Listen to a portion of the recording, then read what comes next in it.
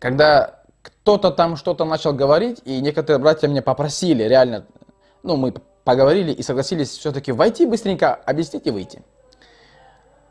Меня один знакомый туда закинул в эту группу. Группа, я имею в виду WhatsApp группа. В WhatsApp там. Альхамдулилля, что там я не сидел. Ну, он меня закинул. Какой вопрос надо было разобрать?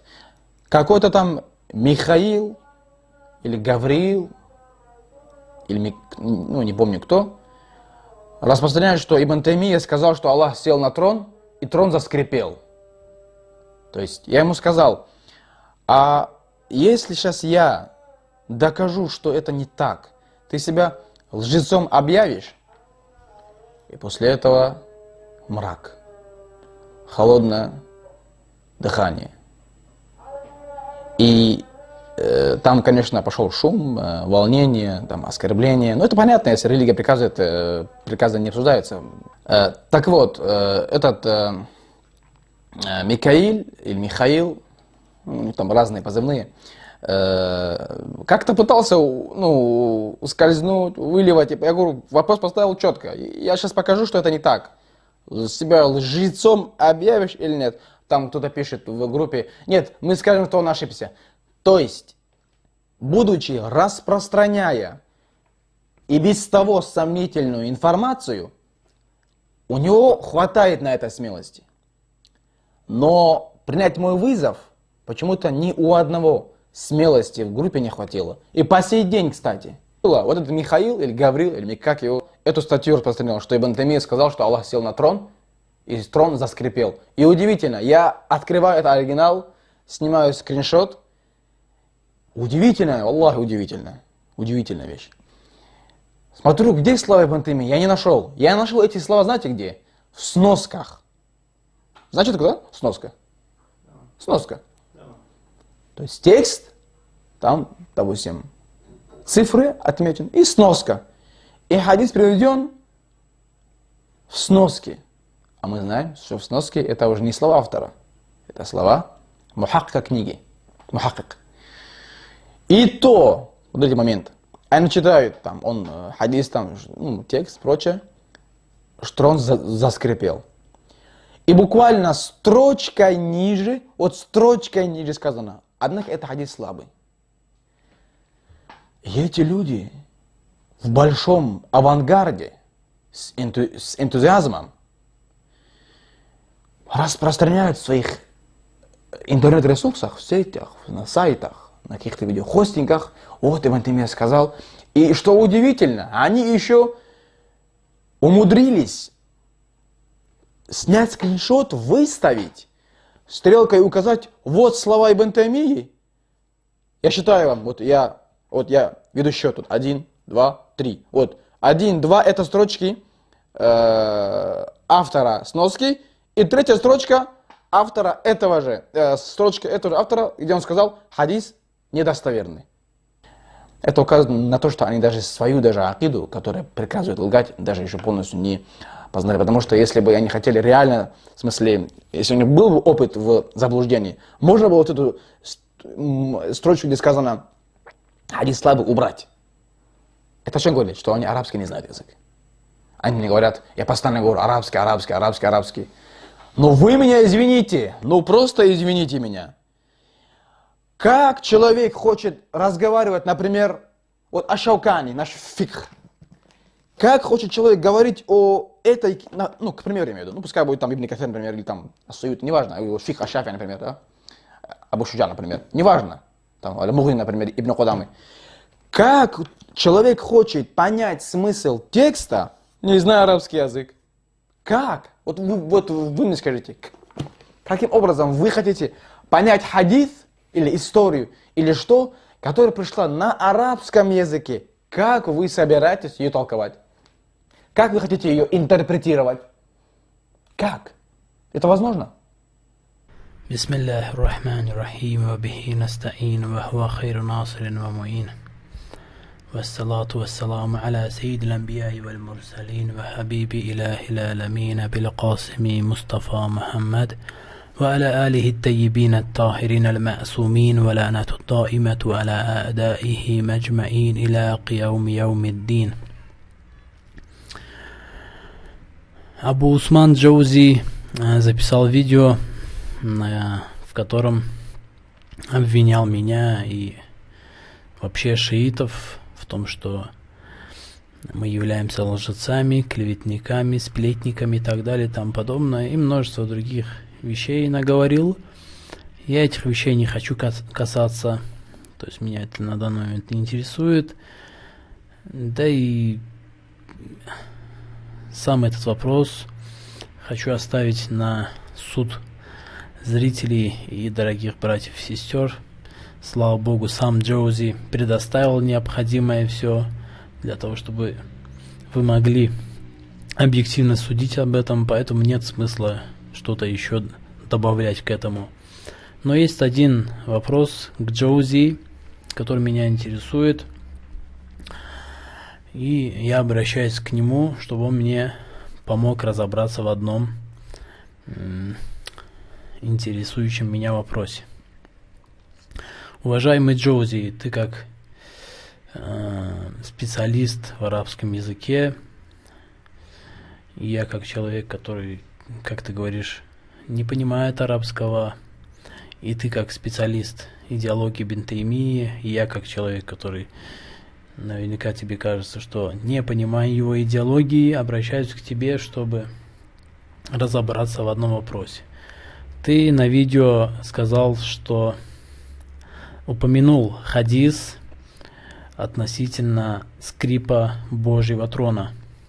И сказал, что этот хадис приводится в сноске, то есть исследователем, а не самим Ибн Таймией. И что этот хадис был назван слабым и так далее и тому подобное.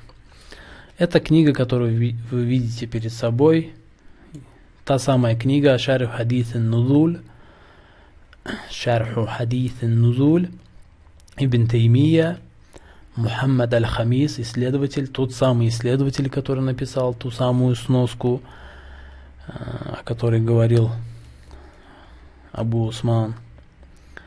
Та самая книга. Итак, идем ниже на 400-ю страницу, так как тот вопрос, который нас интересует, находится на 400-й странице. До 400-й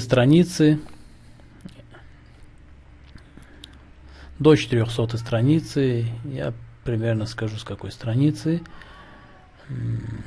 Да, вот эта вот страница, примерно 395 страница, примерно с 395 страницы Ибн Таймия приводит серию хадисов и аятов, вот они, пожалуйста, и до 400 страницы эти хадисы продолжаются.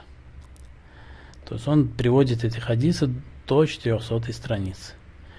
О чем эти хадисы? Эти хадисы о том, что, к примеру, он говорит, что передается в хадисах, что мертвые будут садиться в могиле, то есть они будут садиться, сидеть.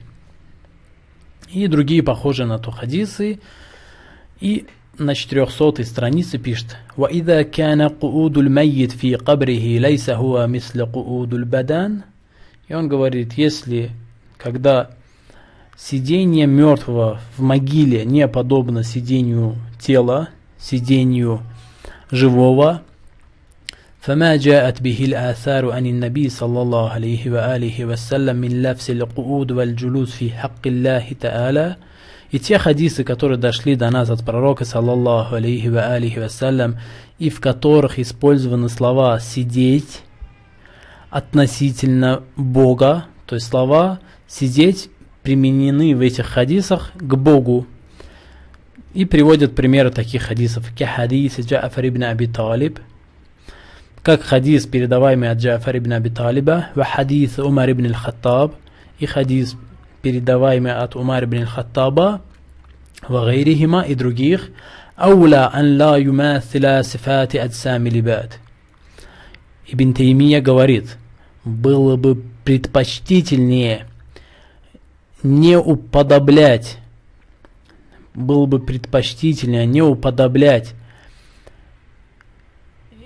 этот атрибут Бога, то есть сидеть, сидение, ууд валь джулус, атрибутом ацамиль ибад, то есть атрибутом тел творений, атрибутом творений.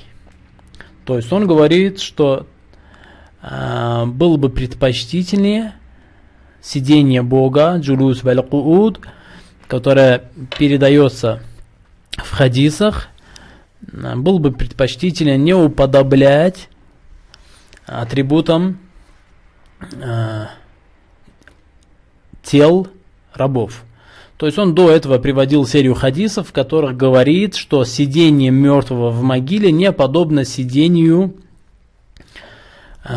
живых людей, то есть не подобно сидению тел. И было бы предпочтительнее также не уподоблять сидение Бога сидению живых тел, сидению творений в этом мире. И когда Ибн Таймия говорит в хадису Умар ибн аль-Хаттаб, то есть подобно хадису от Умара ибн аль-Хаттаба, здесь исследователь Мухаммад аль-Хамис ставит сноску номер 6, и ниже толкует, что за хадис, передаваемый от Умара ибн аль-Хаттаба. И говорит, хадис Умар ибн аль-Хаттаб, хадис от Умара ибн аль-Хаттаба, ахраджаху Абдуллах ибн Ахмад фи китаби сунна. Этот хадис передается от Абдуллы ибн Ахмада ибн Хамбала в книге Ас-Сунна. Страница 79. Валяфсуху. И этот хадис в следующем виде приведен. Анна Умар ибн аль-Хаттаб, радиаллаху анху, каля. Умар ибн аль-Хаттаб сказал, «Ида джаласа табараки ва та'аля аля курси», когда Всевышний садится на трон, «Суми аляху атьяту ка атьяти рахлиль джадид». То есть от этого трона исходит звук, подобно звуку нового седла. «Валь хадису бихада аль-иснад даифун». И Мухаммад аль-Хамис говорит, что с этим иснадом, с этой цепочкой передатчиков, этот хадис является слабым. Это мнение исследователя. Он называет этот хадис слабым, но каково мнение Ибн Таймии? Если он считает этот хадис слабым, то зачем он оправдывает этот хадис? Зачем он столько, то есть с 395 страницы приводил хадисы о том, что мертвые садятся в могилах, только для того, чтобы в конце, на 400 странице, которая является концом данного раздела, и после него начинается новый раздел и обсуждение новых вопросов. До этого он приводил хадис только для того, чтобы оправдать слово «сидеть» относительно Бога. То есть он хотел в конце просто-напросто сказать, что сидение Бога не подобно сидению тел. Точно так же, как сидение мертвых в могилах не подобно сидению этих же самых тел в этом мире. То есть, как мы видим, этот хадис приводится в книге самим Ибн Таймией, но так как этот хадис в полном виде не приводится Ибн Таймией в книге, то исследователь Мухаммад аль-Хамис в сноске приводит этот хадис и высказывает свое мнение относительно того, что этот хадис с этим иснадом, с этой цепочкой передатчиков является слабым хадисом. То есть, как мы видим, этот хадис приводится самим Ибн Таймией в его книге «Шарху хадитин нузуль». И было бы неплохо, если бы этот вопрос был бы разъяснен специалистом в арабском языке, специалистом в идеологии Ибн Таймии, Абу Усманом Аль-Джаузи, который прочитал эту книгу, но не понял, что на самом деле хадис приводился Ибн Таймией, а не исследователем в сноске, и что исследователь всего лишь разъяснил слова Ибн Таймии. Вассаламу алейкум ва рахматуллахи ва баракатух.